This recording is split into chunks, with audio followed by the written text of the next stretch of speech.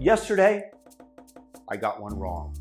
This is a mea culpa and a denigration once again of the mainstream media, who hoodwinked me, I hope, for the last time. I've usually been very slow to disseminate the talking points of the media because they've lied to us so often. And this time, in an effort to try to be fair, in an effort to try to say I'm not one-sided, whatever it might have been that went through my mind, I allowed myself to be taken in by the media, insinuating that the man who attacked Paul Pelosi with a hammer was a MAGA lover crazy person. This was false. The media intentionally lied by omission and still is doing so. For example, the Los Angeles Times today came out with an article that I read that although they did mention what they didn't mention in the first few articles that I read, that the man was a hemp jewelry salesman, a nudist, all things that are definitely conservative and MAGA, right? He was also a Green Party member. As they continue to insinuate in an effort to use this as a propagandistic tool, they fail to mention his Green Party affiliation. That is not conservative. That is not MAGA. So I wish to apologize, at least to the people that doubted this, Miss Clementine, Alexander, Mark Hunter. All three of you wrote in, and I'm extending a personal apology to you guys and anybody out there who I led astray, led in the wrong direction. That's on me for being too hasty.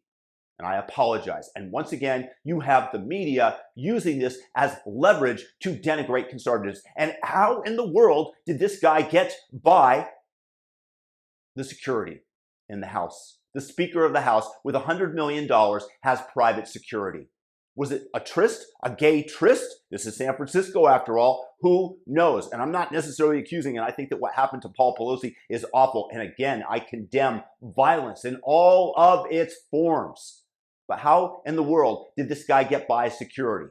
You guys who said something is definitely amiss here, you guys were right. And again, the media is using this as leverage, and they're just trying to amplify the anti-MAGA. The media is merely a 1984 propagandistic tool of the Democratic Party at this point. And we should all be aware of that. Mea culpa, I got one wrong. Something is going on here. And most people will look at the headlines and just assume, oh, it's the radical right-wingers. And Adam Kinzinger came out and said, well, this is the importance of the January 6th committee. This Republican, who's not running again, basically turned Democrat. And I'm all for truth, but this is, again, just propaganda. They have no truth. There is no truth. They can use this. They can smear somebody, be sued, like a candidate for governor, get sued, and it's just the cost of doing business because the price of having your guy as the governor in a state far outweighs the cost of the lawsuit. Just price of doing business. I am tired of the media.